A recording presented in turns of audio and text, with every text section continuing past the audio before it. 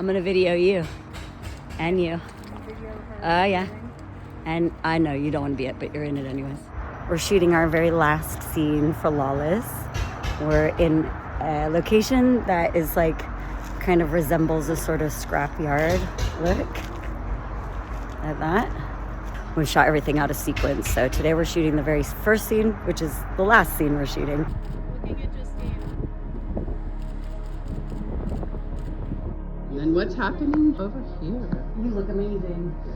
I'm so happy. Okay, so that's that sorted. How do I survive stage 4 cancer? It's my spirit.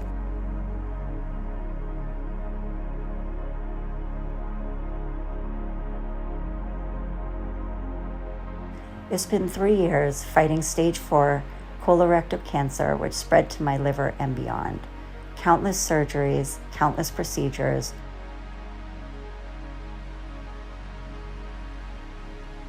Horrifying scans which tell the truth, and endless rounds of chemotherapy. It's not if or when I die. It's about keeping my spirit alive. And besides, I'm the fucking unicorn. To keep my spirit alive, I create jewelry. I haven't officially named all these pieces yet. I'm not that far along. I'm still contemplating. But this is kind of goes along with this ring. I've created a collection of jewelry called Lawless. So this texture is all to do with sort of imperfections and the crux. My particular journey is cancer related, and I realized that my scars actually look so similar to all of these sort of cracked lines and patterns. My jewelry is the way I tell my story. Here we go, off to Burbank. Shoot day 2. And this story starts with Bones.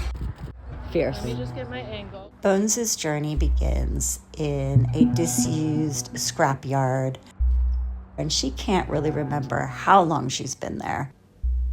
She's alone. She's so very, very alone. But in her home of the scrapyard, her friends are 2 magpies, Captain and Trigger. Captain and Trigger are always searching for new treasure with each day. On this particular day, they discover a pouch, only to discover 2 rings and a very long chain. Now the rings, they kind of look alike, but they're both slightly different shapes and different versions of each other. And next thing she knows, the magpies are going completely crazy. They want her to follow them, and they're circling and circling and squawking away. Oh, we needed one of like walking out of here. She realizes that she's leaving the scrapyard, and she doesn't often walk further than her perimeter. She's too scared to leave her immediate area, so this is a big leap of faith for her. She follows and she follows, and the day gets longer and longer in front of her.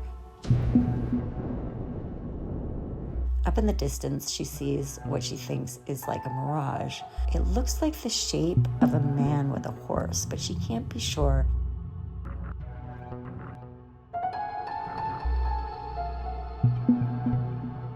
And she arrives at them.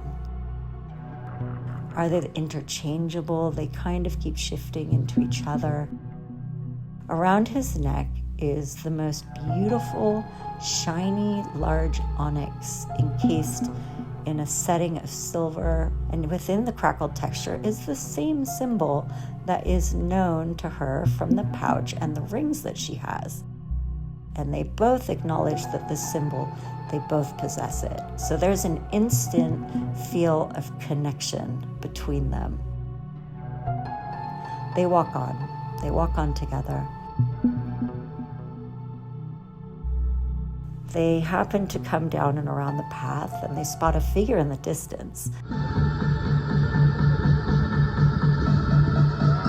As they get closer, the necklace around Bones' neck, the rings, they start to vibrate and they start to glow.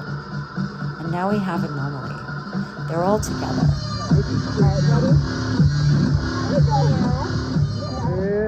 She pulls out her necklace and presents this to all of them, and they're glowing. Anomaly reaches out to one of the rings, and although they are different, they are very similar. Start now. And they have this moment of joy and freedom and dancing together in this open expanse. Meanwhile, the magpies are swarming around and dipping and diving to the music, and they're so excited. So it's time for the journey to carry on.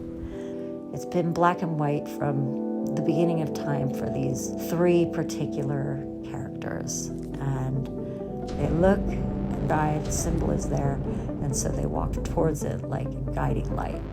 As they go, they start to experience this mass of interference as they're heading down the path. They don't know what it is, but it's very frightening.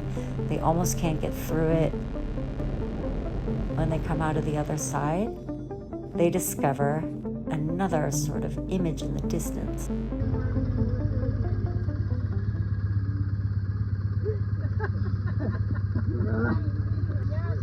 It's looking good. It's beautiful. That is perfect. There's a woman on the motorcycle.